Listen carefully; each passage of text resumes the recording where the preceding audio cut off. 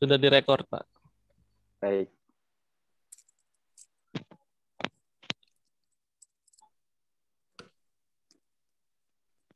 Pembawa acara.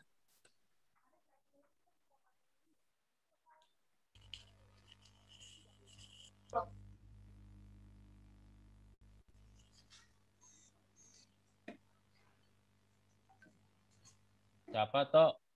Saya aja. Ya udah, yuk. Assalamualaikum warahmatullahi wabarakatuh. Waalaikumsalam warahmatullahi Waalaikumsalam. wabarakatuh. Waalaikumsalam warahmatullahi wabarakatuh. Selamat malam kepada semuanya. Yang terhormat kepada Bapak Soleh ya selaku pembimbing dari Grantuk ini. Bu Emi belum ada ya. Dan teman-teman yang saya cintai juga semuanya. Selamat malam.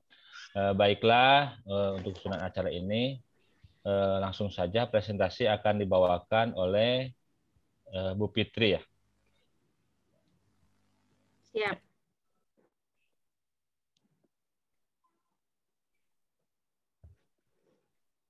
Baik, Assalamualaikum warahmatullahi wabarakatuh. Perkenalkan, nama saya Dwi Hartanto. Hari ini saya akan sebagai moderator ya pada Bu Fitri.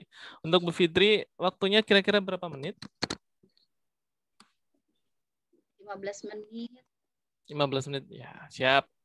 Oke, setelah acara dari Bu Fitri selesai, nanti bisa dilanjutkan dengan sesi tanya jawab. Baik, kepada Bu Fitri, waktu dan tempat dipersilahkan. Siap.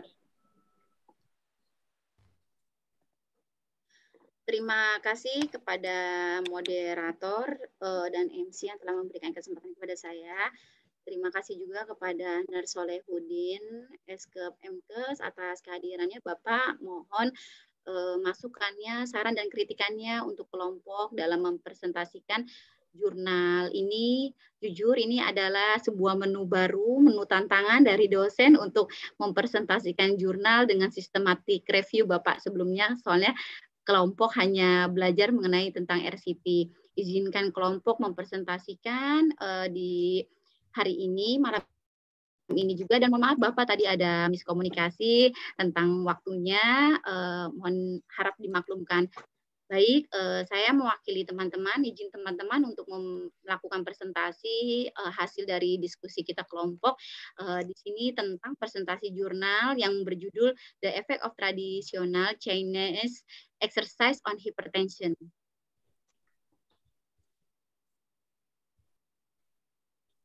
Ini adalah kelompok-kelompok kami, ada Kak Gita, ada Ibu Fenti, ada Pak Cecep, ada Kak Duartanto, ada Kak Asep, ada Bu BC, ada Kak Budi Trianto, ada Kak Fani, ada Kak Hadi, ada Bu Lisa, ada Pak Sae, ada Bu Setianingsi, ada Pak Sucipto Abdi, dan ada Bu Yendi, dan saya sendiri Fitri Susilawati.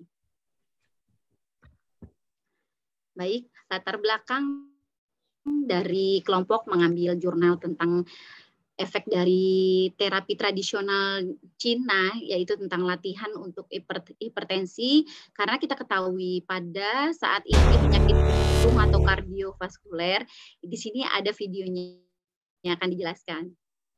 Selamat menyaksikan.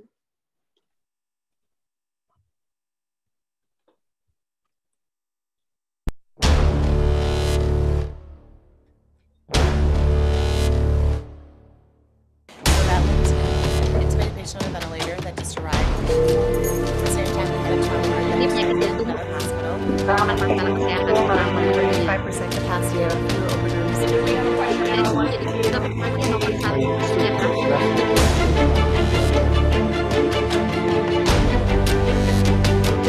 Hipertensi merupakan penyakit kardiovaskuler yang disebut juga sebagai the silent killer atau penyakit yang diam-diam.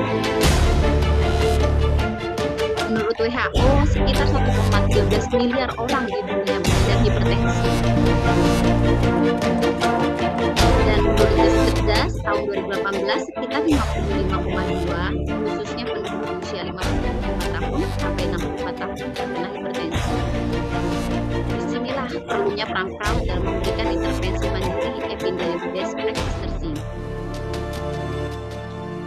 Di sini sesuai jurnal ada suatu latihan yaitu Tai Chi, Badua Jin, Yi Jing Jing dari terapi jurnal Chinese. Dan diharapkan dari analisis ini mendapatkan wawasan baru untuk perawat. Ya, itu dari latar belakang kelompok mengambil jurnal ini. Izinkan kami menggunakan CASP Bapak dari Critical Appraisal Skill Program. Sebenarnya ada 2 studi. Ini adalah alat instrumen penilaian apakah jurnal ini layak intervensi yang telah dilakukan oleh seorang review terhadap jurnal-jurnal terkait ini kita bisa buktikan dengan penilaian ini. Ada 2 sebenarnya, CASP dan GBI, cuma kelompok menggunakan CASP karena di CASP ini banyak petunjuk-petunjuknya yang memudahkan kelompok, terutama perdana untuk mempelajari systematic review ini. Nah, untuk PICO-nya di sini kelompok merumuskan P-nya lansia dengan hipertensi, intervensinya olahraga tradisional, dengan komperensinya latihan aerobik, untuk mencapai sebuah outcome, yaitu penurunan terhadap sistol dan diastol terhadap penurunan tekanan darah. Next. Systematic review di sini kita harus kenal dulu sebelumnya. Systematic review ini merupakan suatu studi. Dia studi paling tertinggi di mana studi systematic review ini pada tahun 1990 dulu sebuah bentuk piramida. Di mana piramida di sini maksud urutan pertama pada saat tahun 1990 dimulai dari case series atau report, terus yang tingkatan kedua case control study, terus yang ketiga cohort study, yang keempat random control trial, dan yang terakhir yang paling tinggi yaitu systematic review atau meta analisis. Nah, dengan perkembangan tahun dari tahun ke tahun sejak 2016, systematic review ini dijadikan sebagai loop atau kaca pembesar, di mana systematic review ini dijadikan sebagai alat untuk menilai dari komposisi masing-masing, yaitu untuk mengetahui apakah ada kebolongan atau kecurangan dalam primary sekunder atau adanya bias-bias dalam penelitian akan tampak untuk menggunakan systematic review ini. Next, systematic review ini dia merupakan sekundari primer ya teman-teman. Itu harus kita tahu dulu konsepnya sebelum kita membedah jurnal dengan metode systematic review. Nah, di sini ada beberapa pertanyaan. Systematic review di sini ada 10 pertanyaan. 10 pertanyaan ini dirancang dengan baik untuk membantu kita nih para praktisi tenaga kesehatan dalam memberikan intervensi yang baik, yang terbaru, yang akurat, yang bermanfaat untuk memberikan asuhan keperawatan kepada klien khususnya dalam hipertensi, di mana penilaian ini membantu kita memikirkan tentang masalah secara sistematis. Nah, di sini ada systematic review. Sebelumnya systematic review di sini dibagi menjadi 3 dulu. Bagian section A, B, dan C. Nah, untuk section A-nya ini kita harus mengetahui dulu apakah hasil studi ini valid. Untuk bagian B-nya bagaimana dengan hasilnya. Untuk bagian C-nya apakah hasilnya membantu secara lokal. Nah, di sini kita masuk ke dalam section A-nya dulu untuk mengetahui apakah jurnal ini valid. Nah, untuk mengetahui jurnal ini valid, kita perlu mengetahui petunjuknya. Di sini ada sebuah pertanyaan. Did review address a clearly focused question? Jadi ditanya nih dari systematic review ini, apakah si review ini mengadres pertanyaan dengan fokus atau jelas? Nah, kita lihat dari mana? Kita lihat dari populasinya yang diteliti jelas tidak, intervensi yang diberikan jelas atau tidak, dan bagaimana hasil pertimbangannya. Ketika pertanyaan pertama ini kita dapatkan jawaban yes, berarti kita dapat melanjutkan pertanyaan-pertanyaan berikutnya.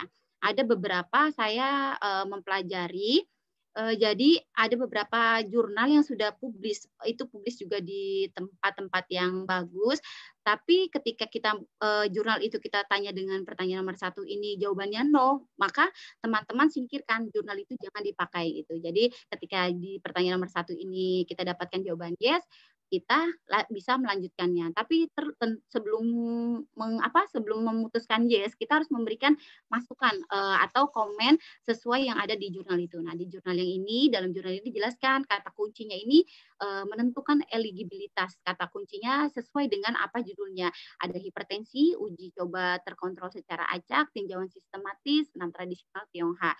Dan di sini juga terjelas dideskripsikan yaitu masalah tentang isu yang difokuskan dalam jurnal ini khususnya populasi pada pasien dengan hipertensi. Next.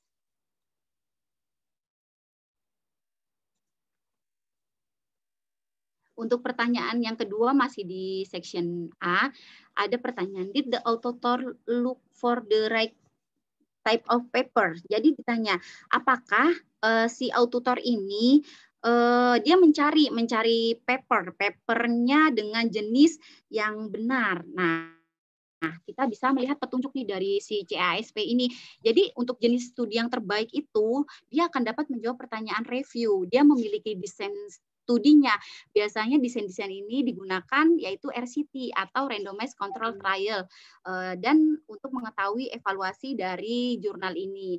Nah, di sini pada jurnal yang kita kelompok ambil, kita dapat menjawab pertanyaannya yes dengan pendapat di mana dalam jurnal ini si author ini mencari tipe paper dengan jenis yang sama dari berbagai penelitian yang diambil intervensinya yang telah dilakukan oleh peneliti sebelumnya.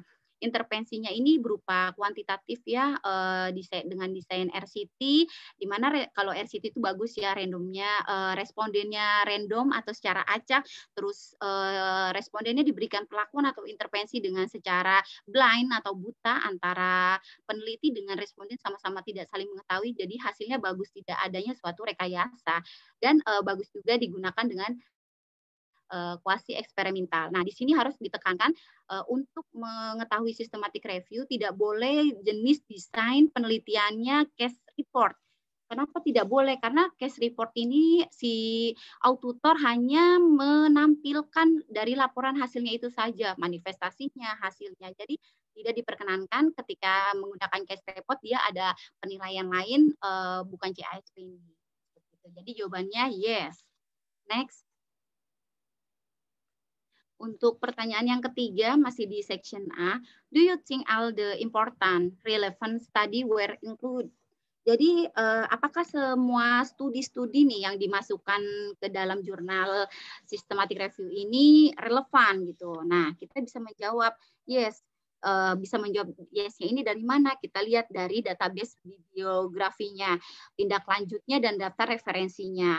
Kalau perlu, kita sebagai penilai dari jurnal ini, kita bisa mengkontak autornya gitu. Jadi kita sharing dengan kontak autornya, atau bila tidak terjadi kejelasan, kita boleh langsung bertanya kepada pemiliknya gitu dengan kontak pribadinya. Biasanya dicantumkan. Nah, di jurnal ini ada bibliografinya di daftar pertama jurnal, hanya mencantumkan alamat emailnya saja, jadi kita bisa kontak melalui emailnya. Nah, studi ini dipublikasikan sudah dipublikasikan ya. Jadi ketika studi sudah dipublikasikan, kita bisa menggunakan. Nah, dalam jurnal ini pencarian literaturnya sudah sistematis. Si author atau si reviewnya ini dia mencarinya melalui PubMed. Terus, nah ini juga nggak mudah ya tahunnya ya. Mereka melakukan ini ternyata PubMed-nya dari tahun 1950 sampai dengan 2018 gitu. Jadi memang ketika menggunakan systematic review ini, si reviewnya ini membutuhkan waktu kurang lebih paling minimal itu 8 bulan, bisa sampai dengan 1 tahun lebih. Nah, juga mencari melalui Embase dari tahun 1974 hingga Maret 2018, terus menggunakan Cochrane. Nah, ketika para review menggunakan Cochrane ini, Cochrane Library, dia udah merupakan tertop ya untuk melakukan pencarian literatur sistematis gitu. Jadi ketika sudah Cochrane bagus gitu teman-teman. Nah, ini dicari sejak Maret 2018 di edisi ketiga. Nah, terus juga si reviewnya mencari di CIBM, ini di bagian sastra biomedisnya punyanya Cina sendiri. Terus CNKI itu China National Knowledge Infrastructure, masih di negara Cina, mereka mencari literaturnya. Terus sama di VIP, terus ada juga OnePack. Jadi jawabannya yes. Next. Untuk pertanyaan yang keempat, masih di section A, itu ada pertanyaan, did the review author do enough to assess a quality of the included studies? Jadi ditanyakan nih, apakah dari auditor itu menilai kualitas dari paper yang sudah dimasukkan? Nah, ini perlu diketahui sangat penting teman-teman. Jadi penulis ini harus menuliskan secara sistematik dan melakukan penilaian dari apa yang sudah dimasukkannya gitu. Jadi untuk menjawab pertanyaan nomor 4 ini kita harus mengetahui petunjuk-petunjuknya juga, bagaimana mempertimbangkan, penulis itu perlu mempertimbangkan file ketelitian studi yang telah mereka identifikasi, seperti itu. Apa kurangnya ketelitian itu, terus bukan berarti kita ketika melihat abstrak ada korelasi atau signifikan itu baik gitu, evidence based practice-nya. Jadi tidak semua yang berkilau bukanlah emas. Jadi pertanyaan 4 ini merupakan pertanyaan yang penting juga ya bagi review itu untuk melakukan kualitas terhadap studi yang telah dilakukan. Nah, di sini kelompok menjawab yes karena pendapatnya dalam jurnal ini si auditor telah melakukan penilaian kualitas dari paper yang sudah dimasukkan, kualitas metodologi literaturnya termasuk dalam dia menggunakan skala penilaiannya, skala Jadat dan buku pegangan peninjau Cochrane 5.1. Nah, studi yang tidak sesuai dengan kriteria inklusi dari jurnal ini sama si review ini dikeluarkan gitu. Jadi studinya yang RCT atau kuasi eksperimental. Next. Untuk yang pertanyaan kelima masih di section A di sini, if the result of the review have been combined, was it reasonable to do so? Jadi ada pertanyaan nih, apakah hasil itu similar atau mirip gitu ya, mirip dengan studi selanjutnya gitu. Nah, ini pertanyaan kelima ini seperti mencari teman jurnal yang untuk menjadikan pembanding jurnal review yang satu dengan yang lainnya. Nah, didapatkan jawaban yes dengan kita mempertimbangkan petunjuk apakah hasil itu serupa dari studi ke studi yang lainnya, terus hasilnya itu disertakan atau tidak, terus hasilnya berbeda atau serupa, dan alasannya itu bagaimana, apakah dibahas. Nah, di sini didapatkan pada result ya, di bagian hasil di jurnal ini, antara intervensi yang diberikan atau dijelaskan dalam jurnal ini mirip bila dikomunikasikan, dilakukan secara meta-analisis, menurut kami saling berkorelasi dan memiliki efek positif pada hipertensi. Nah, di sini meta-analisis dilakukan karena berupa numerik ya, angka-angka seperti itu. Next. Untuk pertanyaan ke-6 sudah memasuki section B, di mana tadi section B kita untuk mengetahui nih hasilnya gitu. Hasilnya bagaimana dari jurnal ini. Apakah ada pertanyaan nih, what are the overall result of the review? Jadi apa hasil keseluruhan dari tinjauan tersebut. Nah, di sini kita sebagai praktisi, kita harus mengetahui juga lagi setiap menjawab pertanyaan-pertanyaan dari CASP ini kita harus mengetahui petunjuknya. Nah, jika kita belum jelas, kita pertimbangkan, kita garis bawahi, boleh garis bawahi yang dapat mendukung jawaban dari pertanyaan 6 ini. Setelah kita jawab garis bawahi, nah biasanya di situ berupa angka ya, numerik diketahuinya dari bagaimana si reviewnya itu mengekspresikan pertanyaan ini dengan nilai rasio ODDS gitu. Jadi ada tidak tampilan ODDS. Nah, di jurnal ini si review ini tidak menampilkan nilai rasio dari ODS-nya, tapi tidak berkecil hati. Di sini si reviewnya ini dia menampilkan dari hasil p-value-nya, ada p-value. Karena kita ketahui OR itu suatu ukuran ya, ukuran hubungan antara paparan dan hasil gitu. Jadi kemungkinan hasilnya itu mengingatkan pada paparan tertentu. Nah, di sini p-value itu juga merupakan gambaran ya, gambaran dari adanya korelasi signifikan hubungan seperti itu. Nah, p-value-nya di sini didapatkan 0,01 dengan taraf kepercayaan 95% yang menyatakan bahwa signifikan atau bermakna dan hasil dapat mewakili keseluruhan populasi. Jadi jawabannya yes. Next. Oke, untuk yang pertanyaan ke-7 masih di section B, how praised are the result? Nah, jadi si KSP ini bertanya seberapa berharga hasilnya gitu, sampai tanya seberapa berharganya hasil dari ini gitu, karena kan akan menjadikan inovasi ya, intervensi terbaru bagi kita sebagai praktisi gitu. Di sini kelompok menjawab yes. Kenapa yes? Karena kelompok mengikuti petunjuk dari KSP. Ketika ingin menjawab pertanyaan nomor 7 di sini, kita harus melihat interval kepercayaannya jika diberikan. Nah, kita di sini bisa melihat pada tabel di jurnalnya. Di situ ada tertera confidential intervalnya ini dia atau CI 95% confidential ini kalau kita belajar lagi review metodologi penelitian atau riset, dia suatu nilai kepercayaan ya, kepercayaan terhadap hasil dari penelitian tersebut. Nah, 95% ini udah nilai kepercayaan yang bagus dan bisa mengetahui seberapa akurat nilai dari meannya karena mewakili dari sampel itu gitu, dari populasi yang sesungguhnya. Dan intervensi yang diberikannya itu baik seperti itu. Nah, untuk pada outcome-nya ditunjukkan tuh ada di bagian hasil, ada di bagian hasil jurnal, nanti bisa dicek. Di sini menunjukkan nih bahwa dari terapi yang diberikan, dari terapi-terapi yang di review sama si preview ini didapatkan outcome, contohnya dapat menurunkan sistoliknya pada tekanan darah sebesar 13,9 mm Hg. Di sini harus ditampilkan dengan rentang range-nya ya dari min 16,30 hingga min 10,8 dan menurunkan diastoliknya nih pada hipertensi sebesar 5,47 mm Hg dengan rentang range-nya min 7,76 hingga min 3,18. Jadi memang ada ini ya hasil yang berharga untuk dialokasikan seperti itu. Next. Untuk pertanyaan yang ke-8 masih di section B, dia ada pertanyaan can the result be help locally? Nah, ketika pertanyaan 7 tadi sudah terjawab tuh seberapa berharganya.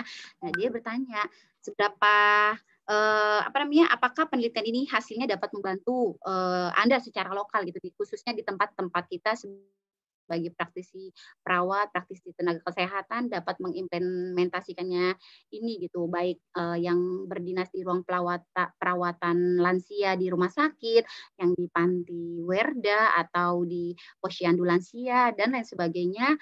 Apakah bisa nih gitu pertanyaan ini. Nah, untuk menjawab pertanyaan nomor 8 ini kita juga harus melihat petunjuk nih sebelum menjawab yes, kita harus lihat pertimbangkan dulu apakah pasiennya itu tercangkup dalam tinjauan atau bisa cukup berbeda dengan file populasi yang menyebabkan kekhawatiran. Terus ada juga apakah hasil ini bisa diaplikasikan di tempat kita praktek. Karena seindahnya atau sempurnanya intervensi evidence based practice itu tidak dapat diaplikasikan penggunanya kalau misalnya tidak terbukti. Jadi jurnal itu no sense seperti itu. Jadi disinilah kita harus mempertimbangkan sebelum kita masuk ke section C atau pertanyaan ke-9-nya. Di sini perlunya jiwa-jiwa pemikiran kritis ke para praktisi kesehatan ini mempertimbangkan konteks populasinya atau karakteristiknya apakah cocok. Misalnya ini kan dilakukan penelitian di Cina ya. Di Cina apakah cocok dengan karakteristik responden di Indonesia gitu. Menurut kelompok yes. Karena kita melihat dari hipertensi. Hipertensi itu suatu penyakit fisiologis yang disebabkan karena beberapa faktor. Jadi sama dengan karakteristik penduduk Indonesia, hanya saja butuh sesuatu tantangan ya untuk mengaplikasikan terapi ini karena tidak semua orang Indonesia ini mengenal Tai Chi gitu, gerakan-gerakan seperti orang Cina atau sering mengaplikasikan gerakan tersebut gitu. Jadi jawabannya yes. Next. Untuk yang pertanyaan selanjutnya yang ke-9 ini apakah semua hasilnya penting gitu, where all important outcomes considered gitu. Jadi penting dipertimbangkan. Nah, di sini lagi kita sebelum menjawab yes, kita perhatikan petunjuknya dulu. Pertimbangkan apakah ada informasi lain yang Anda ingin lihat sendiri seperti itu. Jadi di pertanyaan ke-9 ini menantang kekritisan kita.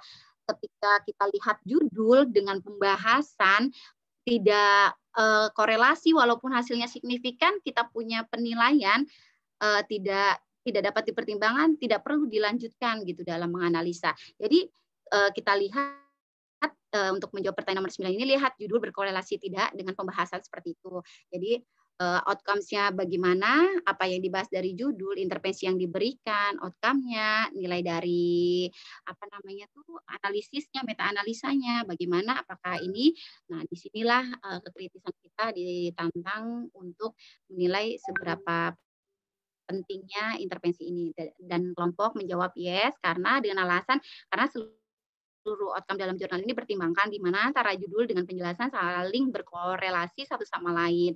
Di mana pada judul di situ memang terlihat ya judulnya efek olahraga tradisional Tiongkok pada hipertensi. Untuk pembahasannya di situ menyoroti itu peran dari olahraga untuk mengobati hipertensi. Terus selain itu dilaporkan juga bahwa aktivitas fisik itu secara teratur bila dikerjakan dapat memiliki manfaat untuk mengurangi kematian pada pasien hipertensi. Sebenarnya banyak ada manfaatnya. Terus dari menurut laporan Komite Nasional Gabungan 8 atau ZNC 8, dia merekomendasikan aktivitas fisik secara modifikasi gaya hidup untuk menurunkan tekanan darah. Selain itu, olahraga juga terbukti efektif meningkatkan metabolisme lipid. Jadi, antara judul, pembahasan, outcome itu berkorelasi, jawabannya yes.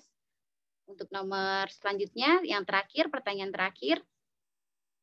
Next, are the benefit worth the harm and costs? Nah, di sini apakah manfaatnya sepadan dengan kerugiannya dan biayanya? Nah, untuk menjawab lagi kita harus melihat petunjuknya, kita harus pertimbangkan nih, meskipun ini tidak ditangani oleh reviewnya sendiri, itu bagaimana menurut kita. Nah, di sini kita boleh memiliki pemikiran, memiliki keputusan sebagai praktisi untuk manfaat ini lebih berharga tidak dibandingkan biaya sama kerugiannya gitu. Jadi pertanyaan-pertanyaan ini sampai bertanya ya, oh segitunya ya, karena yang namanya evidence based practice itu harus mendukung penghematan dana dan sumber daya. Dan kalau ternyata memang hasilnya tidak terlalu signifikan dan positif, tidak perlu gitu, tidak perlu digunakan gitu. Jadi di pertanyaan nomor 10 ini jawabannya yes. Dan pendapatnya berdasarkan pembahasan dalam jurnal ini, manfaat yang diberikan dari intervensi tersebut sangat baik bagi penderita hipertensi, di mana manfaatnya antara lain dapat menurunkan tekanan darah sistolik ataupun diastolik, meningkatkan kualitas hidup penderita hipertensi, menurunkan depresi, meningkatkan metabolisme lipid, dan sebagainya. Nah, di dalam pembahasan juga tidak dijelaskan, tidak dilaporkan adanya kecelakaan kardiovaskuler ataupun cerebrovaskuler yang terjadi. Namun dengan demikian, keamanan pengobatan ini masih perlu dibahas lebih lanjut. Semoga di antara kelompok kita ada yang bisa nih melanjutkan lagi penelitian keamanan pengobatannya ya. Terus jadi manfaatnya yang telah dijelaskan dari jurnal ini berharga daripada biaya dan kerugian yang ditimbulkan. Selain itu, kita sebagai praktisi perawat dalam memberikan evidence base harus mendukung penghematan dana dan sumber daya manusia. Nah, di poin 10 ini di sini kita sebagai penilai boleh memberikan pendapat atau pemikiran kita di sini walaupun manfaatnya di luar dari jurnal tersebut, boleh kita masukkan, tapi harus dengan syarat harus konsisten dengan apa judulnya. Jadi manfaatnya bisa kita tuliskan sesuai dengan manfaat untuk pasien-pasien lansia dengan hipertensi. Next.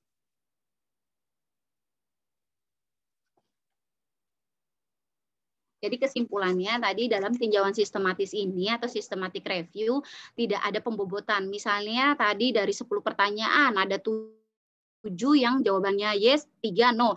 Bukan berarti tidak bisa diaplikasikan gitu. Jadi di sini karena saya mengutip dari salah satu praktisi kesehatan, beliau mengungkapkan pendapatnya bahwa saat kita memberikan penilaian kritis kepada kebenaran sifatnya itu relatif gitu, jadi tidak dinyatakan salah gitu. Dan bagaimana cara praktisi menilai artikel yang ada dengan pemikiran kritisnya. Jadi tidak ada penilaian scoringnya, walaupun misalnya nanti teman-teman melakukan systematic review terhadap jurnal untuk memberikan intervensi terbaru mengikuti jurnal tersebut, misalnya walaupun didapatkan jawabannya terlalu banyak no, tapi dengan pemikiran kritis teman-teman semua di sini, oh bisa nih sebenarnya dengan ide-ide atau rasionalisasi dari teman-teman semua bisa kok dimanfaatkan Bisa karena suatu pemikiran setiap praktisi itu berbeda-beda ya, dan juga harus disesuaikan dengan karakteristik dari respondennya itu. Dan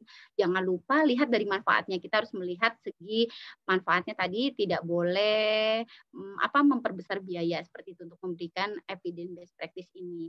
Nah, maka dari itu sesempurna seindah apapun evidence yang akan diaplikasikan perlu dibuktikan dulu dan dipertimbangkan kembali oleh praktisi tenaga kesehatan. Nah, di jurnal ini sudah kelompok buktikan izin Bapak dari efek size-nya jurnal ini ternyata dari dilihat di hitungan kalkulasi efek size kalkulator, penghitungan mean dan standar deviasi dibandingkan respondennya, didapatkan hasil itu memang lebih dari 0,8. Jadi jurnal ini memiliki pengaruh yang besar untuk diberikan kepada pasien dengan hipertensi seperti itu. Next.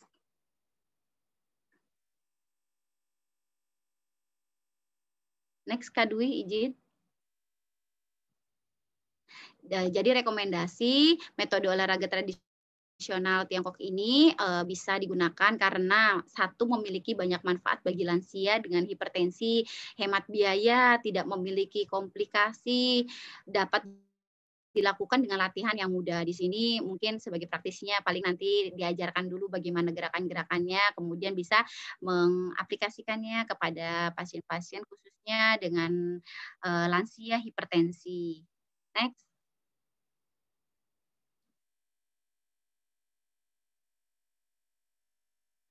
Ini daftar pustaka dari literatur kelompok, yaitu konten video YouTube cara menilai artikel ilmiah dengan CASP. Alamatnya di sini nanti bisa diakses untuk semuanya yang ingin coba ngebedah-bedah lagi deh untuk intervensi, silakan dibuka linknya, dan ini diambil dari jurnal para reviewnya namanya Jiaojin PhD, Biki Pa BD, Wan Lin Wu PhD, dan Ping Ju PhD 2019 dengan judul The Effect of Traditional Chinese Exercise on Hypertension dengan Systematic Review and Meta-Analysis of Randomized Control Trial Medicine. Nama jurnalnya Medisi Kedokteran 2019 nomor 98.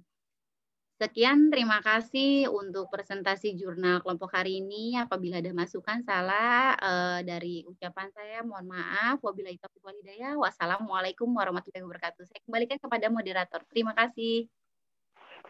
Waalaikumsalam warahmatullahi wabarakatuh. Baik, telah kita tadi dipaparkan hasil dari analisa jurnal. The effect of traditional Chinese exercise on hypertension. Baik, luar biasa sekali paparannya dari Bu Fitri. Tadi bisa disimpulkan bahwa jurnalnya ini tadi memiliki beberapa keunggulan ya. Kemudian berhasil menjawab 10 pertanyaan dari teknik CASP.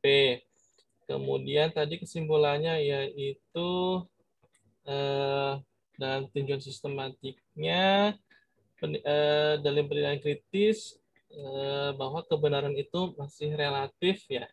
Jadi tergantung dari tenaga kesehatan dalam menelitinya. Kemudian dapat direkomendasikan tadi memiliki banyak manfaat bagi lansia dan hipertensi. Kemudian terapi ini memiliki hemat biaya, tidak memiliki komplikasi, dan dapat dilakukan dengan cara yang mudah. Mudah-mudahan dengan adanya analisis jurnal review ini kita dapat mengaplikasikannya lagi pada pasien-pasien kita. Baik,